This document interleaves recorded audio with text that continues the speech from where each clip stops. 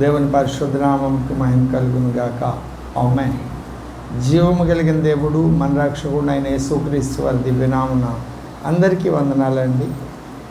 ఒక లేఖన భాగం చదువుకుందాం. ఈనాటి ధ్యానాంశంగా పరిశుద్ధ గ్రంథం నుండి హెబ్రీయులకు వ్రాసిన పత్రిక 6వ అధ్యాయం మొదటి 2 వచనాలు నేను చదువుతూ ఉన్నాను.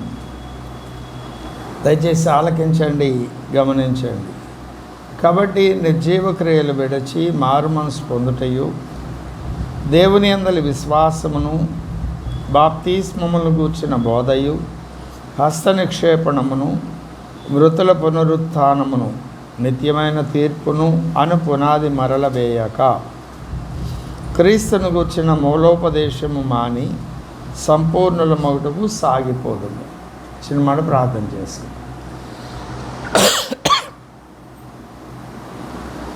మమ్మల్ని మిక్కిలుగా ప్రేమించిన మా ప్రేపర్లకు తండ్రి, ఇప్పటి వరకు పాటల ద్వారా మీరు మహిమను పొంది ఉన్నారు. వాక్యం ద్వారా మీరు మాతో మాట్లాడమని వేడుకుంటూ నన్ను నేను మీకు అప్పగించుకుంటున్నాను. మీ సాధనంగా మీ చేతిలో మీకు అప్పగించుకొని నా శరీర ప్రాణాత్మను మీ వశం చేస్తూ ఉన్నాను.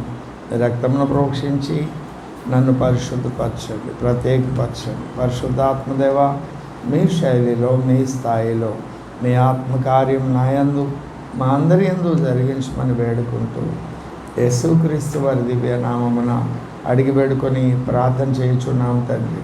ఆమేన్. ప్రభువునందు నాకు అత్యంత ప్రియమైన వాళ్ళారా, గత వారము మనం ప్రారంభించినటువంటి అంశము 12వ వచనం 5:12లో ప్రారంభించుకున్నాం. కాలమును బట్టి చూచితే మీరు బోధకులుగా ఉండవలసిన వారై ఉండగా దేవోక్తులలో మొదటి మూలపాఠములు ఒకడు మీకు మరల బోధింపవలసి వచ్చెను. ఈ మాటను మనం ధ్యానం చేస్తూ మారు మనసును గురించి గత వారం ధ్యానం చేశాం. ఈ మాటను మనం ధ్యానం చేసినప్పుడు దేవోక్తులలోని మొదటి మూలపాఠములు అనే మాట మనము ఇలా ధ్యానం చేశాం. దేవోక్తులు అంటే దేవుని యొద్ద నుండి వచ్చిన మాటలు. బైబిల్ గ్రంథంలోని ఆదికాండం నుండి ప్రకటన గ్రంథం చివరి అధ్యాయం చివరి వచనం వరకు ఉన్నటువంటి మాటలన్నీ దేవోక్తులే.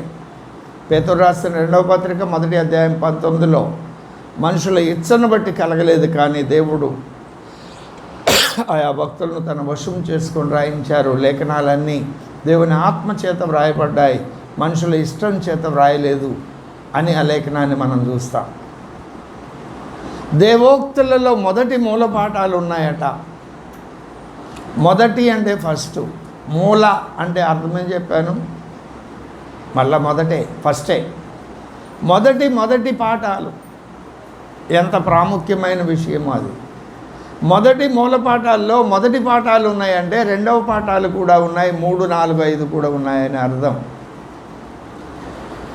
రెండవ కోణం, దేవోక్తులలో మొదటి మూలపాఠములు ఉన్నాయంటే దేవోక్తుల వెలపట మొదటి మూలపాఠాలు ఉన్నాయని కూడా అర్థం. దేవోక్తుల వెలపట మొదటి మూలపాఠాలు ఉన్నాయని అర్థం.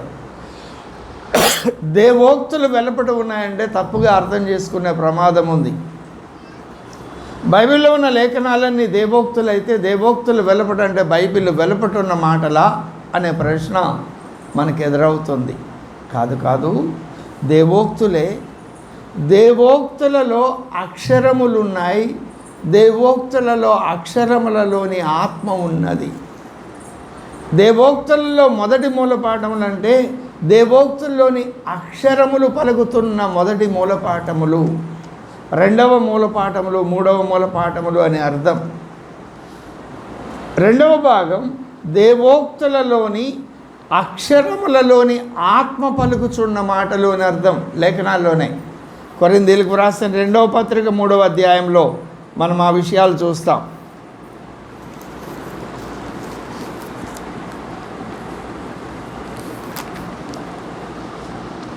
మూడవ అధ్యాయం 6వ వచనం, క్రొత్త నిబంధనకు అనగా అక్షరమునకు కాదు గాని ఆత్మకే పరిచారకులమవుటకు మాకు సామర్థ్యము కలగచేసి ఉన్నాడు. అక్షరము చంపును కానీ ఆత్మ జీవింపచేయను. కదా. ఇదే మాట చెవిగలవాడు ఆత్మ సంగములతో చెబుతున్న మాట వినుగాక అనే ఆ వాక్యాన్ని వివరించినప్పుడు కూడా చెప్పాను. లేఖనాల్లోని అక్షరాలు పలికే సత్యం ఒకటి ఉన్నది, లేఖనాల్లోని అక్షరముల వెనక, అక్షరముల లోపల ఉన్న ఆత్మ పలికేటువంటి స్వరం ఒకటి ఉన్నది. అందులో కూడా మొదటి పాఠాలు, రెండవ పాఠాలు, మూడో పాఠాలు ఉన్నాయి మూల పాఠాల్లో.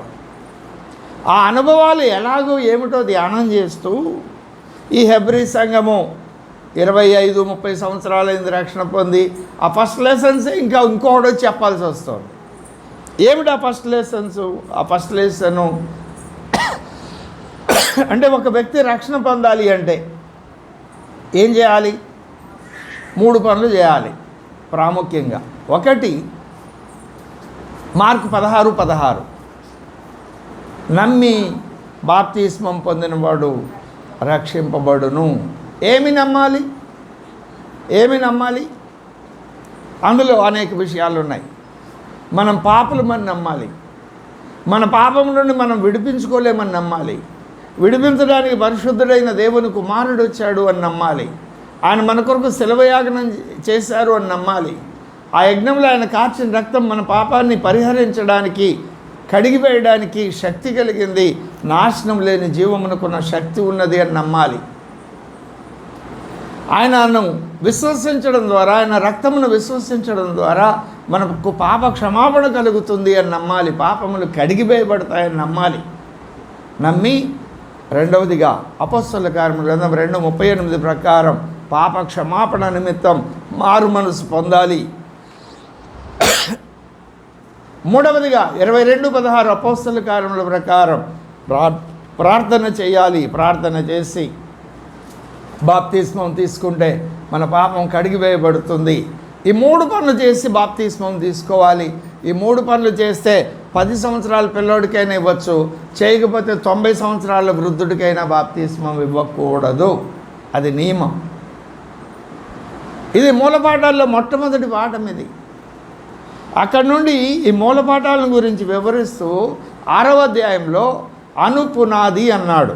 ఇక్కడేమో దేవోక్తుల్లోని మొదటి మూలపాఠంలో అన్నాడు.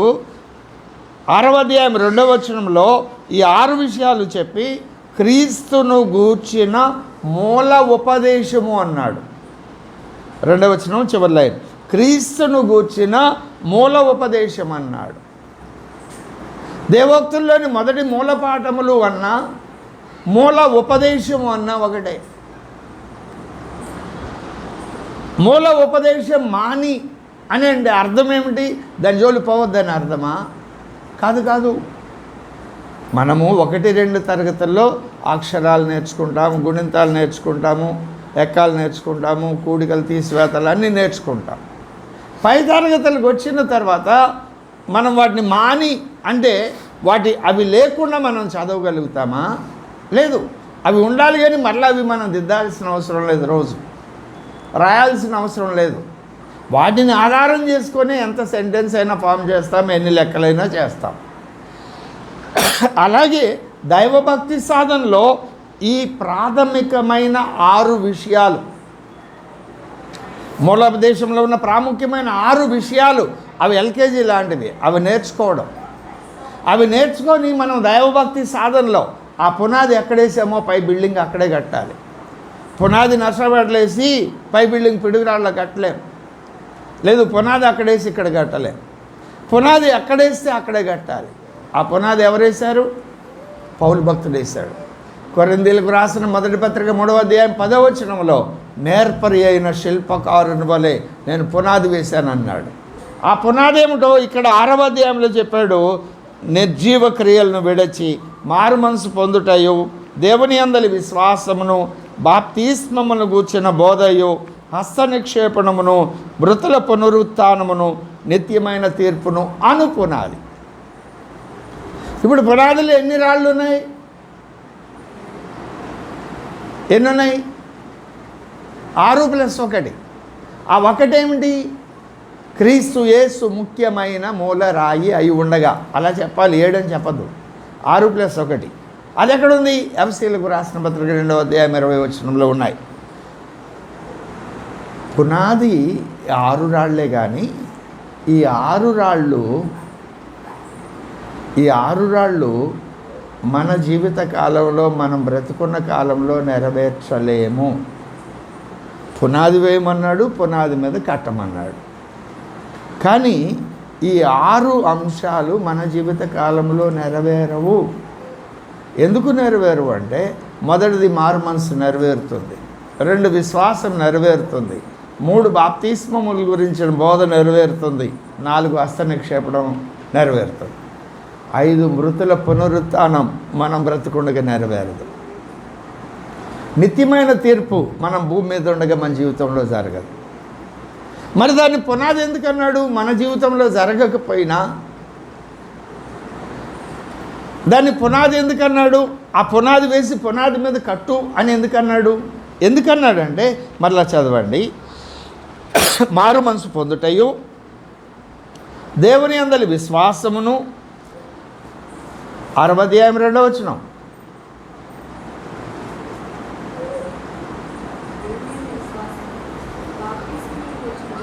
ఏమన్నారు? బాప్తిస్మములను గూర్చిన బోధ. ఒక నిమిషం ఆగండి. ఈ 6 విషయాలు ఒకే సందర్భంలో చెబుతూ 6 విషయాల్లో ఒక విషయాన్ని గురించి బాప్తిస్మం అంటే అది దాన్ని గురించిన బోధ అన్నాడు. ఇప్పుడు దాన్ని గురించిన బోధ పునాది. 6 విషయాల్లో ఒక విషయాన్ని గురించిన అంశము బోధ అయితే మారు మనసును గురించిన బోధ అని అర్థం, విశ్వాసమును గురించిన బోధ అని అర్థం, హస్త నిక్షేపణమును గురించిన బోధ అని అర్థం, మృతుల పునరుత్థానమును గురించిన బోధ అని అర్థం, నిత్యమైన తీర్పును గురించిన బోధ. ఈ 6 విషయాలను గురించిన బోధ నీ బ్రతుకులో పునాది, నా బ్రతుకులో పునాది. కాబట్టి మనం 6 విషయాలు ధ్యానం చేయాలి. 6 విషయాల్లో మనం జీవించి ఉన్న కాలంలో ఎన్ని నెరవేరుతాయి? 4 నెరవేరుతాయి, 6 నెరవేరవు. అయినా ఆ 2 కూడా పునాది అన్నాడు, దాని గురించి తెలుసుకోవాలి అన్నాడు. అది మీకు ఇంకొకటి చెప్పనక్కర్లా, నువ్వు రక్షణ పొందడానికి ముందుగానే ఈ విషయాలు తెలుసుకోవాలి. ఎందుకంటే అది పునాది. మనం పునాది వేయకుండా పైన బిల్డింగ్ కట్టగలమా? కట్టలేము. కడితే అది ఉండదు. పై బిల్డింగ్ కట్టడానికి ముందే పునాది వేయాలి. అంటే నువ్వు రక్షణ పొందడానికి ముందే ఈ 6 విషయాల గురించిన బోధ నీకు స్పష్టంగా తెలిసి ఉండాలి. తెలియకుండా నువ్వు తీసుకుంటే మళ్ళా రెండోసారి తీసుకోవాలి. ఎందుకు? గత వారం చెప్పాను, ఎఫెసీయులకు అపోస్తలుల కార్యముల గ్రంథం 19వ అధ్యాయంలో ఇవి తెలియకుండా తీసుకున్న ఎఫెసీ సంఘస్థులకు రెండోసారి బాప్తిస్మం ఇవ్వాల్సి వచ్చింది. అవును కదా? రైట్. గత వారం చెప్పాను, మరలా దీన్ని నేను తిరిగి చెప్పడం లేదు. ఇప్పుడు గత వారం మనం ఏం ధ్యానం చేశాం? ఈ ఉపోద్ఘాతం చెప్పిన తర్వాత మారు మనస్సును గురించిన బోధన గురించి ధ్యానం చేశాం. మారు మనస్సు అంటే ఏమని చెప్పుకున్నాం? మరొక మనస్సు. అంటే దేవునికి ఇష్టం లేని విషయాలు నీ బ్రతుకులు ఏమున్నాయో, నీ ఆలోచనలు ఏమున్నాయో, నీ జీవితంలో ఏమున్నాయో వాటిని విడిచిపెట్టి దేవునికి ఇష్టమైన వాటి తట్టు తిరగడం మారు మనసు. అంతకుముందు నీ మనసుకు ఇష్టమైన దాన్ని నువ్వు చేసావు, ఇప్పుడు దేవునికి ఇష్టమైన దాన్ని నువ్వు చేస్తావు, చెయ్యాలి. అలా చేసేదే మారు మనసు. అదే మరొక మనసు. ఇంకొక కోణంలో చెప్తే లోకము తట్టు నుండి దేవుని తట్టు తిరగడం అని చెప్పుకున్నాం. మారు మనసు ఎన్ని రకాలని చెప్పుకున్నాం? ఏమండి? ఏమిటి? మొదటిది జీవార్థమైన మారు మనసు, రెండవది రక్షణార్థమైన మారు మనసు. జీవార్థమైన మారు మనసు అంటే ఏమిటి? అపోస్తలుల కార్యముల గ్రంథం 11:18 ఉంది. జీవార్థమైన మారు మనసు అంటే ఏమని చెప్పుకున్నాం? అక్కడేముంటుంది? ఏముండదు. నేను చెప్పింది గుర్తుపెట్టుకొని చెప్పాలి. జీవార్థమైన మారు మనసు అంటే రక్షణ కొరకైన మారు మనసు, లేదు దేవుని జీవము కొరకైన మారు మనసు. అక్కడ ఏం జరిగింది? దేవునికి ఇష్టం లేని విషయాలన్నీ నీ బ్రతుకులు ఏమని అవన్నీ ఒప్పుకున్నావు, క్షమించమని వేడుకున్నావు, ఆయనతో సమాధాన పడ్డావు, పోయి బాప్తిస్మం తీసుకున్నావు. అప్పుడేమైంది? కొరింథీయులకు రాసిన మొదటి పత్రిక 12:13 ప్రకారం నీ ఆత్మ దేవుని ఆత్మతో జత చేయబడింది, నీ ఆత్మ రక్షించబడింది. దేవునిలోని జీవం నీలోనికి వచ్చింది కాబట్టి నీకు రక్షణ వచ్చింది. అది రక్షణ కొరకైన మారు మనసు. రెండవది రక్షణార్థమైన మారు మనసు. అది ఎప్పుడు వస్తుంది? దైవ చిత్తానుసారమైన దుఃఖం కలిగి ఉన్నప్పుడు వచ్చేది రక్షణార్థమైన మారు మనసు. రక్షణార్థమైన మారు మనసు ఎందుకు? జీవార్థమైన మారు మనసు రక్షణ పొందడానికి. రక్షణార్థమైన మారు మనసు ఎందుకంటే రక్షణలో ఎదగడానికి. అంటే నువ్వు బాప్తిస్మం తీసుకున్న తొట్టతొలి దినము నుండి నువ్వు బ్రతికినంత కాలం ప్రతిరోజు ఏది నీ బ్రతుకులో, నీ ఆలోచనలో, మాటల్లో, నిర్ణయాల్లో, క్రియల్లో, ప్రవర్తనలో, వైఖరిలో, భక్తి సాధనలో, జాగ్రత్తలో, అన్నిట్లో, విశ్వాసంలో దేవునికి ఇష్టం లేని విషయాలు ఉన్నాయో వాటిని బట్టి దుఃఖపడి పశ్చాత్తాపడి, ప్రభువా ఇది నాకు తెలియక చేశారు, లేదా నాకు తెలియచేశారు, ఇది తప్పైపోయింది, నన్ను క్షమించు, ఇంకెన్నడూ చేయను అని పశ్చాత్తాపడి మారు మనసు పొంది దేవునికి ఇష్టమైన వాటి తట్టు మరలడం ద్వారా ప్రతిరోజు మనం మారు మనసు పొందాలి, అనుదిన మారు మనసు పొందాలి అని చెప్పారు. గత వారం మనం నేర్చుకున్న పాఠం అది. ఈ వారం మనం ధ్యానం చేస్తున్న అంశము మొట్టమొదటిది మారు మనసు పొందుటయో మొదటి రాయి, రెండవ రాయి దేవుని యందలి విశ్వాసం, మూడవ రాయి బాప్తిస్మములను గూర్చిన బోధ, 4 హస్త నిక్షేపణం, 5 మృతుల పునరుత్థానం, 6 నిత్యమైన తీర్పు. అయితే ఈరోజు నేను మీకు రెండవ రాయి చెప్పను, ఎందుకో తర్వాత చెప్తాను. మూడవ రాయి గురించి ధ్యానం చేద్దాం. మూడవ రాయి ఏమిటి రాయి అంటున్నాను అని అంటే మీకు అర్థం కావడం కొరకు. ఇప్పుడు బేల్దార్ మేస్త్రి ఉన్నాడు, ఇంటికి శంకుస్థాపన చేస్తారు, అది మూలరాయి ఆ ఇంటికి. ఆ తర్వాత అతను ఎలా కడతాడో, పునాది ఎలా చేస్తాడు, అక్కడి నుండి కొలత ప్రకారం ఒక దారం తీసుకొని ఆ రాయి కట్టి ఏదో ఒక మూలకి లాగి అక్కడ ఒక రాయి పెట్టి ఆ దారం కడతాడు. కట్టినాక రాయమ్మటి రాయి పెట్టాడు, ఆ మధ్యలో పెడతాడు, లెవెల్ ఉందా లేదు. ఆ తర్వాత ఆ ఖాళీలు పూర్తి చేస్తూ వెళ్తాడు. ఒకేసారి రాయమ్మటి రాయి పెట్టుకుంటూ వెళ్ళడు. ఈ చివర ఆ చివర రాళ్ళు కట్టి దారం కట్టి మధ్యలో ఒకటి పెట్టి లెవెల్ సరిపోయినాక ఈ ఖాళీలు పూర్తి చేస్తాడు. అట్లా చేస్తే నా గోడ గట్టిగా ఉంటుంది. అట్లనే ఈ పునాదికి సంబంధించిన విషయాలు ధ్యానం చేసేటప్పుడు కూడా 6 రాళ్ళు ఒక క్రమంలో ధ్యానం చేస్తే దేవుడు మనకి ఏం చెప్పాలనుకుంటున్నాడు అది అర్థం కాదు. అందుకే నేను బాప్తిస్మములు గూర్చిన బోధ అనే విషయంలోకి వచ్చాను. ఎందుకో తర్వాత చెప్తాను. ఇప్పుడు చూడండి, బాప్తిస్మములు అన్నాడు. ఏమన్నాడు? బాప్తిస్మములు అన్నాడు. బాప్తిస్మములు ఎన్ని ఉన్నాయి? 1 కంటే ఎక్కువ ఉన్నాయి. స్థూలంగా 2 ఉన్నాయి, 1 కంటే ఎక్కువ ఉన్నాయి. వాటన్నిటినీ అవి 10, 100, 1000 ఎన్నైనా చెప్పు, అవేమిటో చెప్పడానికి ముందు స్థూలంగా వాటిని విభజిస్తే అవి 2గా ఉన్నాయి. ఒకటి నీటి బాప్తిస్మం అనండి నాతో పాటు, నీటి బాప్తిస్మం. రెండవది ఆత్మ బాప్తిస్మం, పరిశుద్ధాత్మ బాప్తిస్మం. బాప్తిస్మము అంటే మరణము, పునరుత్థానము, ఇవి 2 కలిసిన దాన్ని బాప్తిస్మం అంటారు. నీటి బాప్తిస్మం ఎలా తీసుకోవాలి, ఎలా ఇవ్వాలి? ఇచ్చే ఆయన తీసుకునే ఆయన ఎలా తీసుకోవాలి కదా? ఇచ్చే ఆయన ఎలా ఇవ్వాలి, తీసుకునే వాళ్ళు ఎలా తీసుకోవాలి? అనేక రకాల పద్ధతులు ఉన్నాయి సార్వత్రిక సంఘంలో. చిలకరింపని, ముంచుడు బాప్తిస్మం అని, జెండా కింద ప్రమాణం అని, లేదు జెండా కింద దాటిపోవడం అని, ఇట్లా అనేక రకాలు ఉన్నాయి.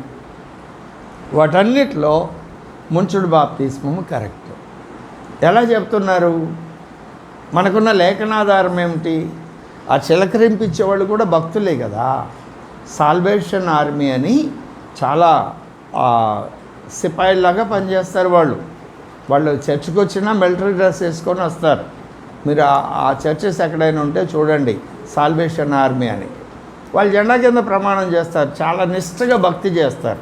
వాళ్ళని తప్పుగా అందామా, తక్కువగా అందామా? అది స్థాపించిన భక్తులు చాలా రోషం కలిగిన భక్తులు. ఆయన వచ్చి ఇక్కడ కూర్చొని వాక్యం చేస్తే నేను ఆయన కాళ్ళకాడు కూర్చొని వాక్యం వింటా, అంత గొప్ప భక్తులు. కానీ సిద్ధాంతం తప్పు. ఎందుకు తప్పు? ఎందుకు తప్పంటే మనకున్న లేఖనాధారం. మనకి పేతురు, యాకోబు, యోహాను ఇలాంటి అపోస్తలు ఎవరు ప్రామాణికం కాదు. మనకి పౌలు గారు ప్రామాణికం. పౌలు గారు ఏమన్నారు? కొరింథీయులకు రాసిన మొదటి పత్రిక 11వ అధ్యాయం 1వ వచనం, నేను క్రీస్తును పోలి నడిచిన ప్రకారం మీరు నన్ను పోలి నడవండి. ఆయన ఏమన్నాడు? కొరింథీయులకు రాసిన మొదటి పత్రిక 3వ అధ్యాయం 10వ వచనంలో, దేవుడు నాకు అనుగ్రహించిన కృప చొప్పున నేను నేర్పరి అయిన శిల్పకారుని వలె పునాది వేసి తిని మరి ఒకడు దాని మీద కట్టుచున్నాడు. ప్రతి వాడు దాని మీద ఎలాగో కట్టుచున్నాడో జాగ్రత్తగా చూసుకోవాలి. అంటే నేను వేసిన పునాది మీదే కట్టాలి అన్నాడు ఆయన. ఈ మాట ఇంకెవరూ చెప్పలా. కాబట్టి మనకి పౌలు గారు ప్రమాణం. ఆ పని కొరకు దేవుడు పౌలు గారిని ఏర్పాటు చేసుకున్నాడు. పౌలు గారు ఏం చెప్పారో చూడండి. రోమీయులకు రాసిన పత్రిక 6వ అధ్యాయం 4వ వచనం, కాబట్టి తండ్రి మహిమ వలన క్రీస్తు మృతుల్లో నుండి ఎలాగూ లేపబడినో, ఏమిటట? క్రీస్తు మృతులలో నుండి ఎలాగూ లేపబడినో అలాగే మనము నూతన జీవం పొందిన వారమై నడుచుకున్నట్లు మనము బాప్తిస్మము వలన మరణములో పాలు పొందుటకై ఆయనతో కూడా పాతి పెట్టబడుతుంది. మరియు ఆయన మరణము యొక్క దృశ్యమునందు ఆయనతో ఐక్యము గలవారమైన ఎడల ఆయన పునరుత్థానం యొక్క సాదృశ్యమందును ఆయనతో ఐక్యము గలవారమై ఉందుము. అంటే అర్థం ఏమిటి? బాప్తిస్మం ఎలా తీసుకోవాలి? నువ్వేమైనా చెయ్యి, నీళ్లతో బాప్తిస్మం ఇవ్వు, నీళ్లలో బాప్తిస్మం ఇవ్వు, నువ్వేమైనా చెప్పుకో. కానీ ఒక దైవజనుడు ఒక వ్యక్తికి బాప్తిస్మం ఇచ్చినప్పుడు ఒక చనిపోయిన వ్యక్తిని గోతులో పెడితే ఏం కనపడుతుంది? పైనుండి చూసే వాళ్ళకి ఏం కనపడదు గోతులో పెట్టేస్తే. అలాగే నువ్వు బాప్తిస్మం ఇచ్చినప్పుడు ఆ తీసుకునే వ్యక్తి నీళ్ళల్లో పూర్తిగా మునిగిపోవాలి, పైకి ఏం కనిపించకూడదు. ఆ తర్వాత ఆ వ్యక్తి తిరిగి లేవాలి. ఒకవేళ ప్రాణం వచ్చి సమాధిలో ఉన్న వ్యక్తి తిరిగి లేస్తే ఎలాగ లేస్తాడు? అలాగే బాప్తిస్మం తీసుకున్న వ్యక్తి నీళ్లలో నుండి పైకి లేపబడాలి. ఈ దృశ్యము యేసును సమాధిలో పెట్టిన దృశ్యము, సమాధిలో నుండి యేసు తిరిగి లేచిన దృశ్యం ఎలాగుందో, బాప్తిస్మంలో నువ్వు మరణించావు అని నీళ్లలో పూర్తిగా ముంచబడాలి, మళ్ళీ తిరిగి లేచావు అని తిరిగి లేపబడడం ద్వారా పునరుత్థానుడైన యేసు యొక్క సాదృశ్యం తెలియాలి. రెండు విషయాలు. కాబట్టి ముంచుడు బాప్తిస్మం, ఇది నీళ్ల బాప్తిస్మం. తర్వాతది ఆత్మ బాప్తిస్మం. ఆత్మ బాప్తిస్మం అంటే ఏమని చెప్పాను? గత వారం చెప్పాను, మరలా జ్ఞాపకం చేస్తున్నాను. వచ్చినాము, ఇందులో చాలా అనుభవాలు ఉన్నాయి. ఒక అనుభవం కొరింథీయులకు రాసిన మొదటి పత్రిక 12వ అధ్యాయం 13వ వచనం,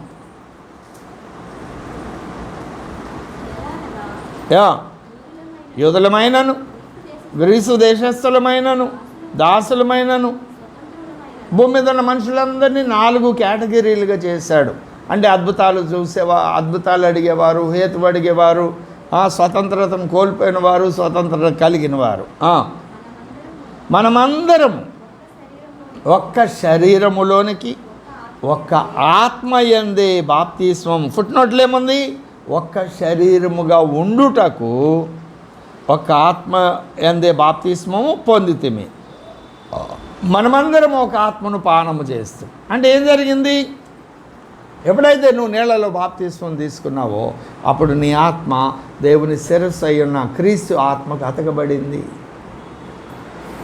కాబట్టి నీలో నీ పాత ఆత్మ ఏదైతే ఉందో అది నీ వ్యక్తిత్వ ఆలోచనలు బట్టి చేసేటువంటి క్రియలన్నిటిని విడిచిపెట్టి దేవుని ఆలోచనకు లోబడే విధంగా ఆయన శిరస్సుకు అతకబడింది.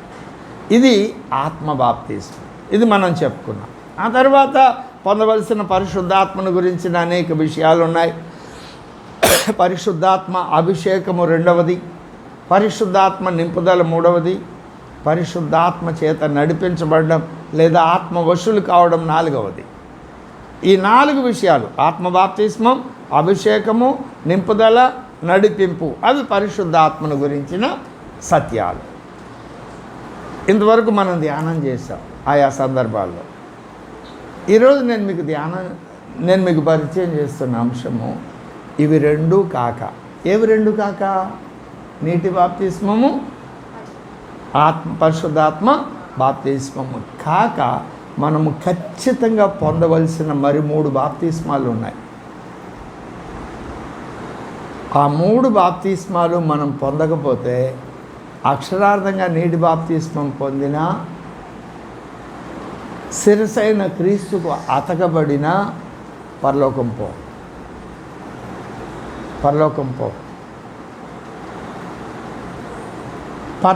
పోవాలి అంటే మరి 3 బాప్తిస్మాలు ప్రతి విశ్వాసీ పొందాలి.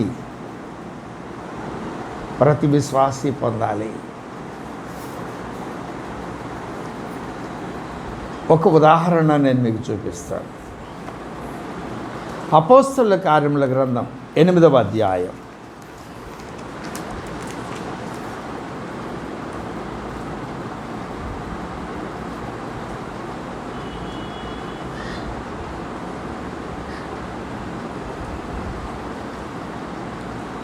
పన్నెండవ వచనం.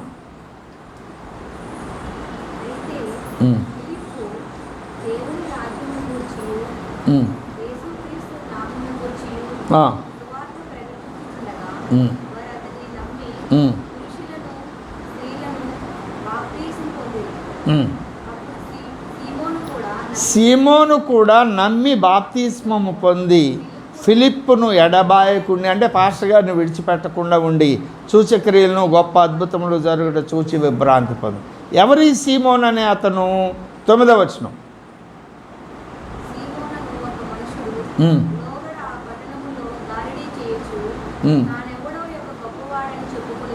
ఇతను గారడివాడు, గొప్పవాడిని అని చెప్పుకుంటున్నాడు. ఇతను బాప్తిస్మం పొందాడు కదా. మిగిలిన వాళ్ళు చాలామంది బాప్తిస్మం పొందారు. పొందిన తర్వాత ఈ సంగతి తెలిసి యెరూషలేము పట్టణం నుండి యోహాను పేతురులు వచ్చి వారందరి మీద చేతులుంచి ప్రార్థన చేశారు. 15వ వచనం.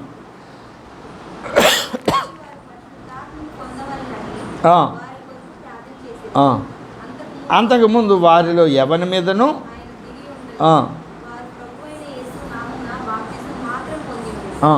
అప్పుడు పేతురును యోహాను వారి మీద చేతులు ఉంచగా వారు పరిశుద్ధాత్మను పొందిరి కదా. ఈ విషయాన్ని 18వ వచనం. అపోస్తలులు చేతులుంచుట వలన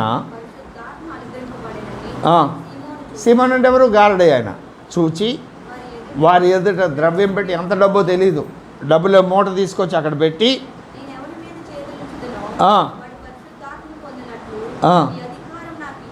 డబ్బులు పెట్టి పరిశుద్ధాత్మను కొనుక్కోవాలని ప్రయత్నం చేశాడు. అప్పుడేమన్నాడు? అందుకు పేతురు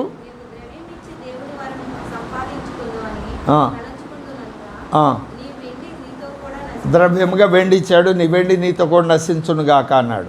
నీ హృదయము దేవుని ఎదుట సరి అయినది కాదు గనుక ఈ కార్యమందు నీకు పాలు పంపులేవు. కాబట్టి నీ చెడుతనము మానుకొని మారు మనస్సు పొంది ప్రభువును వేడుకొనుము. ఒకవేళ నీ హృదయాలోచన క్షమింపబడవచ్చును. నీవు ఘోరమైన దుష్టత్వంలోను దుర్నీతి బంధకంలో ఉన్నట్టు నాకు కనపడుతుంది. ఇప్పుడు ఈయన బాప్తిస్మం పొందనైనా బాప్తిస్మం పొందాడా లేదా? 13వ వచనం. దేవుణ్ణి నమ్మి బాప్తిస్మం పొందాడా? నమ్మకుండా బాప్తిస్మం పొందాడా? నమ్మే బాప్తిస్మం పొందాడు. కానీ పేతురు ఏమంటున్నాడు? నువ్వు ఘోరమైన దుష్టత్వంలో ఉన్నావు, పాపంలో ఉన్నావు, ప్రభువుని అడిగి ఏమన్నా క్షమిస్తాడేమో, పశ్చాత్తాపడు, నువ్వు నరకానికి పోతావని చెప్పాడు. ఒక మాటలో చెప్పాలి అంటే బాప్తిస్మం పొందిన వాళ్ళందరూ పరలోకం పోయిన వాళ్ళందరూ సింహాసనానికి ఎక్కరు. ఇది ఎప్పుడు మర్చిపోవద్దు. చర్చికి వచ్చే వాళ్ళందరూ బాప్తిస్మం పొందరు. బాప్తిస్మం పొందిన వాళ్ళందరూ పరలోకం పోరు. పరలోకం పోయిన వాళ్ళందరూ సింహాసనం ఎక్కరు. మొదటి మెట్టు. చర్చికి వచ్చిన వాళ్ళు ఎందుకు అందరూ బాప్తిస్మం పొందరు? అంటే దేవుని అనుగ్రహం వాళ్ళని ప్రేరేపిస్తుంది. నువ్వు పాపంలో ఉన్నావు, నీ పాపం నువ్వు విడిపించబడలేవు, నువ్వు నమ్మి బాప్తిస్మం తీసుకో రక్షణ పొందుతావని. కానీ వాళ్ళకి ఏవో సమస్యలు, ఏవో ప్రశ్నలు, ఏవో ఆటంకాలు, అభ్యంతరాలు, కులగట్లని, మతగట్లని, వాడగట్లని, లేకపోతే వ్యతిరేకమైన పరిస్థితులని, ఇదిగో ఈ పిల్ల పెళ్ళి అయి నాకు చూద్దామని, ఏవేవో ఆటంకాలు. వాళ్ళు మంచివాళ్ళు కదా, లోకంలో ఎంతోమందికి మంచి పని మేలు చేసేవాళ్ళు వాళ్ళు. కానీ ఆ కృపను వాళ్ళు వినియోగించుకోక రక్షణ పొందరు. వాళ్ళ మనసుకు తెలుసు బాప్తిస్మం తీసుకోవడం కరెక్ట్ అని తెలుసు, కానీ తీసుకోరు. ఇక రెండో వర్గం ఉంది, బాప్తిస్మం అందరూ తీసుకుంటారు కానీ ఆత్మను పొందుకునే విషయంలో దీనత్వం, పశ్చాత్తాపం వీడి గురించి తెలియదు. డబ్బులు పెట్టి పొందాలని, పాస్టర్ గారు చేతులు పెడితేనే రావాలని ఇట్లా ఆలోచించి వాళ్ళు బతుకుని మార్చుకోరు, మారు మనసు పొందరు. కాబట్టి వాళ్ళు పోరు. ఎందుకు అక్కడంటే బాప్తిస్మము, నీళ్ల బాప్తిస్మము పొందినప్పుడు ఆటోమేటిక్గా పరిశుద్ధాత్మ బాప్తిస్మము జరిగిపోతుంది. ఇవి రెండు జరిగిన తర్వాత మనం ఖచ్చితంగా పొందవలసిన 3 బాప్తిస్మాలు ఉన్నాయి. ఆ 3 బాప్తిస్మాలు మనం పొందితేనే పరలోకం వెళతాం. నువ్వు చర్చికి వచ్చి బాప్తిస్మం తీసుకున్నా కూడా పరలోకము పోవు.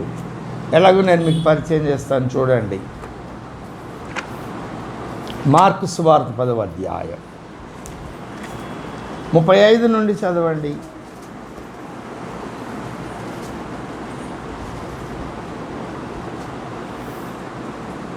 యేసు ప్రభు వారి శిష్యుల్లో యోహాను, యాకోబు అనే 2 అన్నదమ్ములు. వాళ్ళ అమ్మగారు జబదయ కుమారులైన యాకోబును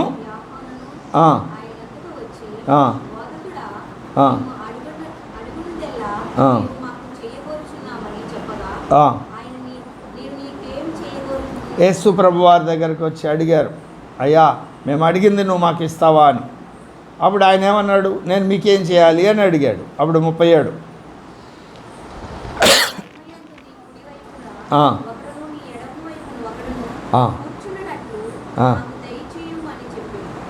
చచ్చిపోయిన తర్వాత ఆరోహణం అవుతాంగా, పునరుత్థానం చెందుతాంగా ప్రభు వచ్చినప్పుడు, అవునా? అప్పుడు అయ్యా ఇదిగో నా పెద్ద కొడుకేమో నీ కుడి పక్క ఉండాలి, చిన్న కొడుకు ఎడం పక్క ఉండాలి. వీళ్ళు 12 మంది శిష్యుల్లో వాళ్ళు. ఇక వాళ్ళందరూ ఎడిపోయిన పర్లా నా కొడుకులు మాత్రం నీ పక్కన నా పక్కన ఉండాలి అని కోరుకున్నారు, కుడి పక్క ఎడం పక్క. అవునా? అప్పుడు ప్రభు ఏమన్నాడు,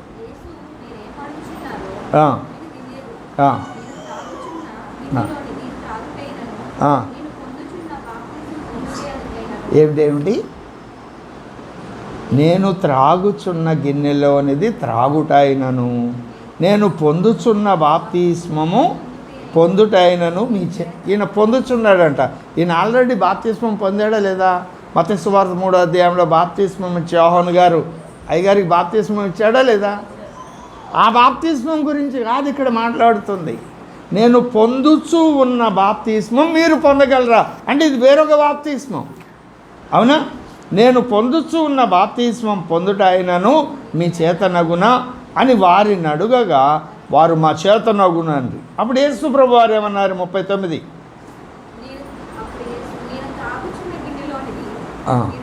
ఏమిటా గిన్నెలో ఉందంటే శ్రమలు. మీరు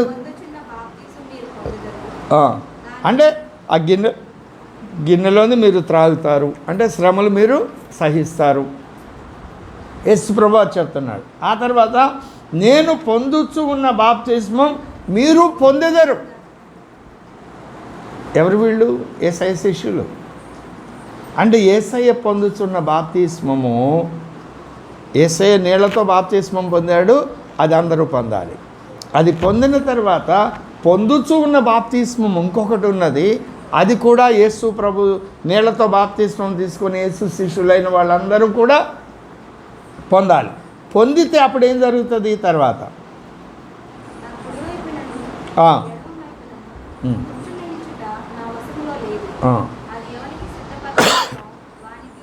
అది అత్యున్నతమైనటువంటి ఆధిక్యత మనకు అక్కడ దొరుకుతుంది అని ఆ లేఖనంలో ఉంది. ఇది గుర్తుపెట్టుకోండి. ఇప్పుడు మరి ఒక వచనం, లూకాసు వార్త 12వ అధ్యాయం 49వ వచనం.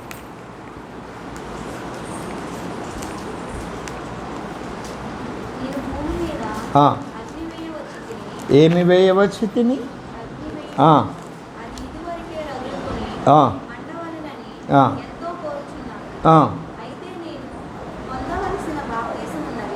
రెండోది అక్కడేమన్నాడు, నేను పొందుచూ ఉన్న, ఇక్కడేమన్నాడు, నేను పొందవలసిన. అంటే ఆల్రెడీ నీళ్ళల్లో బాప్తిస్మం తీసుకున్న యేసు చెబుతున్న మాటలు, పొందుచూ ఉన్న బాప్తిస్మము, పొందవలసిన బాప్తిస్మం. పొందవలసిన బాప్తిస్మం ఉన్నది, అది నెరవేరు వరకు నేను ఎంతో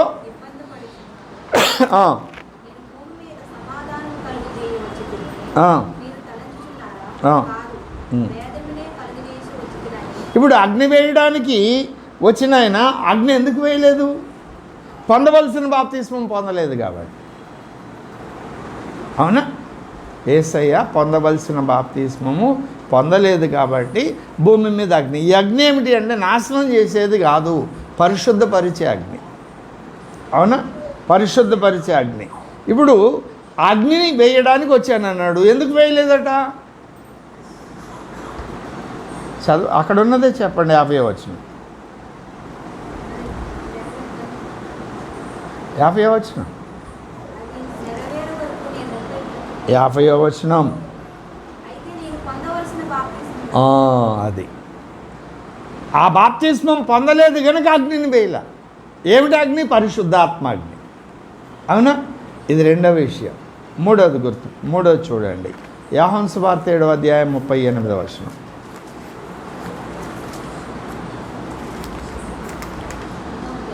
ఆ 7:38, 7:38.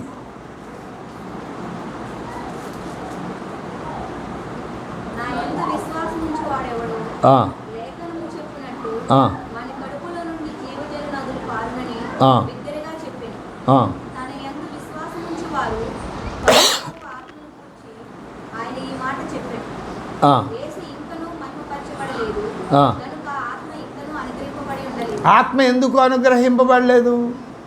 యేసు మహింపరచబడలా. తండ్రి కుడి పక్కన ఎడం పక్కన కూర్చునే ఆధిక్యత ఎందుకు నా ఆధీనంలో లేదని చెప్పాడు? నేను పొందుతున్న బాప్తిస్మం మీరు కూడా పొందాలి. అగ్ని వేయవచ్చి తినని చెప్పిన ఆయన ఎందుకు అగ్ని వేయలేదు? పొందవలసిన బాప్తిస్మం ఉందని. ఇక్కడ నేను మీకు ఆత్మనివ్వాలి అనుకుంటున్నాను, ఆత్మను నేను మీకు ఇప్పుడు ఇవ్వలేకపోతున్నాను. ఎందుకు ఇవ్వలేకపోతున్నానంటే నేను ఇంకా మహిమపరచబడలా. మహిమపరచబడము అంటే అర్థం ఏమిటో? అవునా? మహిమపరచబడడం అంటే అర్థం ఏమిటి? అపోస్తలుల కార్యముల గ్రంథం 2వ అధ్యాయం 34వ వచనమా 33 నుండి చదవాలి.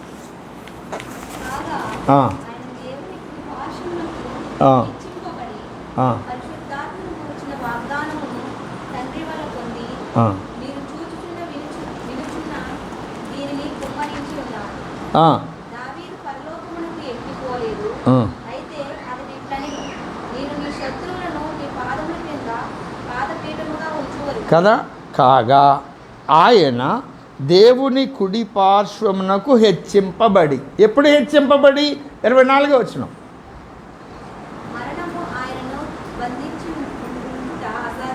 అసాధ్యము.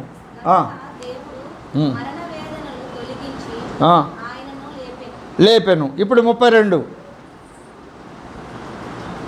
31 కూడా చదవండి. క్రీస్తు పాతాళంలో విడవబడలేదనియు ఆయన శరీరము కుళ్ళిపోలేదనియు దావీదు ముందుగా తెలుసుకొని ఆయన పునరుత్థానమును గూర్చి చెప్పెను. ఈ యేసును దేవుడు లేపెను, దీనికి మేమందరము సాక్షులము. కాగా ఆయన దేవుని కుడి పార్శ్వమునకు మహిమపరచబడ్డం అంటే ఏమిటి? హెచ్చింపబడ్డాం కదా. ఎప్పుడు హెచ్చింపబడ్డాడు? ఎప్పుడు హెచ్చింపబడ్డాడు? ఎప్పుడు కుడి పార్శ్వమున కూర్చుండబెట్టబడ్డాడు? మృతుల్లో నుండి ఆయన లేపబడిన తర్వాత. ఇప్పుడు మృతుల్లో నుండి ఆయన లేపబడ్డం అంటే, లేపబడ్డానికి ముందు ఆయన ఏం చేయాలి? ఏం కావాలి? చనిపోవాలి. ఎక్కడ చనిపోవాలి? సెలువు మీద. సెలువు మీద మరణించి తిరిగి లేవడం. అనేది మహిమపరచబడడం. సిలువలో మరణించి తిరిగి లేవడం అనేటువంటిది ఆయన పొందవలసిన బాప్తిస్మం. లూకాసు వార్త 12. ఆయన పొందవలసిన బాప్తిస్మం ఏమిటి? మరణించి తిరిగి లేవడం. పొందుచూ ఉన్నటువంటి బాప్తిస్మం ఏమిటి? ఈ లోకంలో మరణించి తిరిగి లేవడం. ఇప్పుడు చెప్పండి, పొందవలసిన బాప్తిస్మం అన్నా, పొందుచూ ఉన్న బాప్తిస్మం అన్నా, మహిమపరచబడము అన్న ఈ 3 పదాలకి అర్థం ఏమిటి? మరణించడం, తిరిగి లేవడం. ఓకేనా అండి? ఇప్పుడు బాప్తిస్మాలు ఎన్ని రకాలు? స్థూలంగా 2. 1 నీటి బాప్తిస్మం, 2 పరిశుద్ధాత్మ బాప్తిస్మం. ఇవి కాక మరికొన్ని బాప్తిస్మాలు ఉన్నాయి. వాటిని 3గా విభజించాను. ఆ 3 ఏమిటి అంటే, అది చెప్పడానికి ముందు యేసుక్రీస్తు వారి జీవితంలో 3 అనుభవాలు నేను మీకు చూపించాను. పరలోకంలో తండ్రి కుడి పార్శ్వంలో ఎడం పక్కనో మనం కూర్చుండబెట్టబడాలి అంటే భూమి మీద మనం పొందవలసిన బాప్తిస్మం ఉంది. యేసు చెప్పారు, నేను పొందుచు ఉన్న బాప్తిస్మం మీరు పొందుతారా? నేను త్రాగే పాత్రలోంది మీరు త్రాగుతారా? పాత్రలోంది అంటే అర్థం ఏమిటి? శ్రమలు అని అర్థం. పాత్ర అంటే ఘటం, మట్టి ఘటం. ఈ ఘటంతో, మట్టి ఘటంతో మనం ఈ లోకంలో శ్రమలు పొందాలి, అవమానం పొందాలి. శ్రమలు పొందాలి, అవమానం పొందాలి. శ్రమలు పొందాలి, అవమానం పొందాలి. ఇది లోకంలో మనం పొందుచూ ఉన్న బాప్తిస్మం. ఏది? నీటి బాప్తిస్మం తీసుకున్న తర్వాత జరిగేటువంటి ప్రక్రియ. రెండవది ఏమిటి? ఆయన పొందబోయేటువంటి బాప్తిస్మం. పొందబోయే బాప్తిస్మం ఆయన పొందితే ఏం జరుగుతుంది? భూమి మీద అగ్ని వేయబడుతుంది. అగ్ని అంటే ఏమిటి? పరిశుద్ధాత్మ అగ్ని, దహించు ఆత్మ. ఆత్మ భూమి మీద కుమ్మరించబడితే ఏం జరుగుతుంది? మనలో ఉన్న కల్మషమంతా, సియోను కుమార్తెలకు ఉన్న కల్మషమంతా కడిగి వేయబడుతుంది. యెషయా గ్రంథం 4వ అధ్యాయం 4వ వచనం. తర్వాత ఆయన మహిమపరచబడ్డం. యోహాను సువార్త 7:39లో ఆయన మహిమపరచబడ్డం అంటే ఏమిటి? హెచ్చించబడ్డం. ఆయన మహిమపరచబడితే ఏం జరుగుతుంది? మనకి దేవుని ఆత్మ అనుగ్రహించబడుతుంది. అవునా? 3 అనుభవాలు. ఇప్పుడు మనం ఈ 3 విషయాల్లో మనకు అర్థమైన విషయం ఏమిటి? పొందుచూ ఉన్న బాప్తిస్మం, పొందవలసిన బాప్తిస్మం, మహిమపరచబడ్డం. అంటే ఈ 3 మాటలకు అర్థం ఏమిటి? మరణించడం అని అర్థం. అవునా? ఇప్పుడు మనం దేనికి మరణించాలి? అంటే మనం ఎక్కడ జీవిస్తున్నాం? ఈ లోకంలో. లోకంలో ఏమున్నాయి? యోహాను రాసిన మొదటి పత్రిక 2వ అధ్యాయం 15-16 వచనాల్లో లోకంలో ఉన్నదంతయు శరీరాశ, నేత్రాశ, జీవం. లోకానికి మరణించాలి అంటే శరీరాశకు మరణించాలి. నేత్రాశకు కనపడిందల్లా కొనుక్కోవడం, ఇష్టపడడం, పొందుకోవాలని ఆశపడడం, దానికి చనిపోవాలి. జీవపడము, నేనే గొప్ప అనుకునేదానికి చనిపోవాలి. 2 పాపానికి చనిపోవాలి. పాపం అంటే అర్థం ఏమిటి? దేవుని స్వభావానికి విరుద్ధంగా మనం ఏది చేసినా అది పాపమే. కాబట్టి దేవుని స్వభావానికి అనుగుణంగా ఆయనకి ఇష్టమైన విధంగా బ్రతకడమే సిలువ వేయబడ్డం. లోకమంతా దుష్టుని యందు ఉంది, దుష్టుని యందు అబద్ధం ఉంది, మంచితనం ఏమీ లేదు, వాడు హంతకుడు. అందుకు భిన్నంగా యేసునందు ఏముంది? సత్యం ఉన్నది, జీవం ఉంది. వాడు చంపుతున్నాడు, యేసు బతికిస్తున్నాడు. వాని యందు అబద్ధం ఉంది, యేసునందు సత్యం ఉంది. వాడు పాపం చేస్తున్నాడు, యేసునందు పరిశుద్ధత ఉంది. కాబట్టి లోకానికి చనిపోవడం మొదటి విషయం. రెండవది పాపానికి చనిపోవడం రెండవ విషయం. మూడవది అహం, స్వార్థం, దీనికి చనిపోవడం. ఇది చాలా కష్టం. పాస్టర్ గారులు కూడా దీనిలో జయించిన వాళ్ళు అనేక మంది ఉన్నారు. నేను అనే తత్వం. వీళ్ళు వేరే పాపం ఏం చేయరు, కానీ మీటింగ్కి వెళ్ళినా నాకు ముందు మైక్ ఇవ్వలేదు, నా పేరు ముందే లేదు, పెద్ద అక్షరాలతో వేయలేదు. ఇట్లాంటి నేను నేను నేను అసలు నేను వాక్యం వాడికి ఏం తెలుసండి పిల్లోడు, వాడేం చెప్తాడు వాక్యం? ఇంత సీనియర్ని నేనుంటే నేను చెప్పాలి, కానీ ఇవన్నీ నేను అనే స్వభావం. ఈ మూడిటికి మనం చనిపోవాలి. చనిపోయిన తర్వాతే మనం బ్రతుకుతాం. ఇవి మూడు బాప్తిస్మాలు. ఏమిటి? లోకానికి చనిపోవడం అనేది బాప్తిస్మములోని మొదటి ఘట్టం. పాపానికి చనిపోవడం అనేది బాప్తిస్మములోని మొదటి ఘట్టం. అహమునకు లేదు స్వయమునకు లేదా స్వార్థానికి చనిపోవడం అనేది బాప్తిస్మములో మొదటి ఘట్టం. లోకానికి చనిపోతే దేనికి బ్రతకాలి? దేవుని రాజ్యం కొరకు. పాపానికి చనిపోతే పరిశుద్ధత కొరకు. అహానికి చనిపోతే నేను కాను, నా యందు క్రీస్తే జీవిస్తున్నాడు అని చెప్పడం. ఈ మూడు బాప్తిస్మాలు నువ్వు పొందకుండా పరలోకం వెళ్ళలేదు. ఇప్పుడు ఎన్ని బాప్తిస్మాలు చెప్పుకున్నాను చెప్పండి? 1 నీటి బాప్తిస్మం, 2 3 లోకమునకు చనిపోయి దేవుని రాజ్యం కొరకు బ్రతకడం, 4 పాపమునకు చనిపోయి పరిశుద్ధత కొరకు బ్రతకడం. అవునా? చనిపోయి అలా ఉండిపోవడం కాదు, ఆ తర్వాత అహానికి చనిపోయి దేవుని కొరకు బ్రతకడం. అంటే చనిపోవడం అంటే అర్థం ఏమిటి అంటే ప్రాణం తీసుకోవడం అని కాదు, సిలువ వేయబడడం. చనిపోవడానికి ముందు ఏం కావాలి? సిలువ. సిలువ వేయబడిన వాడికి 2 లక్షణాలు ఉంటాయి. సిలువ వేయబడిన వానికి 2 లక్షణాలు ఉంటాయి. ఇప్పుడు నా వైపు చూడండి, సిలువ వేయబడ్డాను అనుకోండి, వెనుకకు చూడగలనా? చూడలేను. వెనుకున్న వాటిని మరవాలి. వెనుకున్న వాటిని మరవాలి. రెండవది, నా ఇష్టాన్ని నెరవేర్చుకోవడానికి సిలువ వేయబడిన నేను ఒకవేళ మేకులతో కొట్టబడితే నా శరీరంలోని అవయవాలను నాకు నచ్చిన విధంగా కదపగలనా? కదపలేను. అది సిలువ వేయబడ్డం, అది మరణించడం. అంటే నీకెవరో సహాయం చేయాలి. నీకు ఇష్టమైనట్టు నీ అవయవాలు కదిలించాలి అంటే, నువ్వు ఏదైనా పని చేయాలంటే నీకెవరో సహాయం చేయాలి, దప్పికైనా ఎవరు అందించాలి. నీ కొరకు ఏది చేయాలని ఎవరో ఒకరి సహాయం నీకు కావాలి. నువ్వు సిలువ వేయబడితే ఎవరు నీకు సహాయం చేస్తారు? యేసు సిలువ వేయబడినప్పుడు ఆయన మరణించారు కదా, అప్పుడు ఆయనకి ఎవరు సహాయం చేశారు? పరిశుద్ధాత్మదేవుడు. అట్లాగే నువ్వు సిలువ వేయబడితే పరిశుద్ధాత్మదేవుడు నీకు సహాయం చేస్తాడు. ఇప్పుడు లోకానికి చనిపోవడం అంటే లోకంలో ఎన్ని రకాల విషయాలు ఉన్నాయి? కోట్ల కొలది ఉన్నాయి. లోకంలో నిన్ను ఆకర్షించే స్థూలంగా 3 చెప్పాడు, అనేక రకాలు ఉన్నాయి. వాటన్నిటికీ ఇక ఎన్ని బాప్తిస్మాలు పొందాలి? లెక్కకు మిక్కిలి 100, 200, 300 నీ యావగేషన్స్, నీ పని విధానము, నీ ఆలోచన విధానాన్ని బట్టి. నా మాట అర్థమైందా అండి? అనేక బాప్తిస్మాలు. ఈ బాప్తిస్మాలు ఎప్పుడెప్పుడు పొందాలి?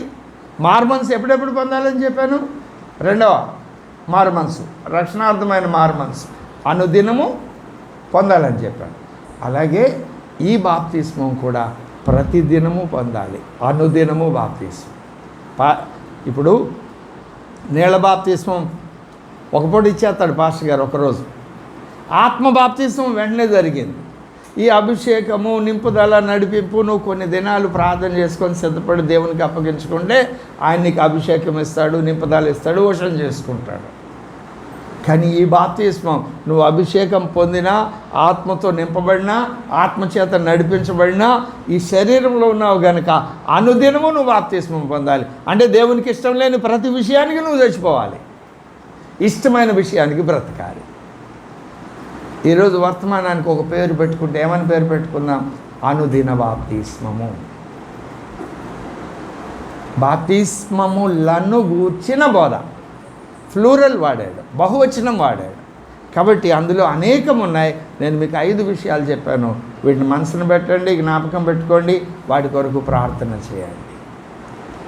దేవుడి మాటలు మన వెనుకళ్ళు దీవించి ఆశీర్వదించును గాక. అవునండి. అందరూ ప్రార్థన చేయండి. ఒకరు ఆ కుటుంబం కొరకు ప్రార్థన చేయండి. ఆ కుటుంబం చిన్న ప్రార్థన. మా ప్రియ ప్రభువా, మీ మాటలు మాకు అందించారు. అనుదినము బాప్తిస్మం పొందే అనుభవం నాకు, నాతో ఉన్న బిడ్డలందరికీ దయచేయండి. అప్పుడే మేము పరలోకం వెళ్ళగలుగుతాం. ఆ 3 అనుభవాలు లేకుండా పరలోకం వెళ్ళలేము. కాబట్టి ఆ 3 అనుభవాలు మాకు దయచేయమని వేడుకుంటూ యేసు నామమున అడుగుచున్నాం తండ్రి, ఆమేన్. తండ్రి యొక్క ప్రేమ, కుమారుని దయ, పరిశుద్ధాత్మ దేవునికి అన్యోన్యము, మనోహరమైన సహవాసం చేరుకుడిన మనకు, ఈ లోకంలో ఉన్న సకల పరిశుద్ధులందరికీ సదాకాలం తోడై ఉండును గాక. ఆమేన్. ఆమేన్. అందరికీ వందనాలు.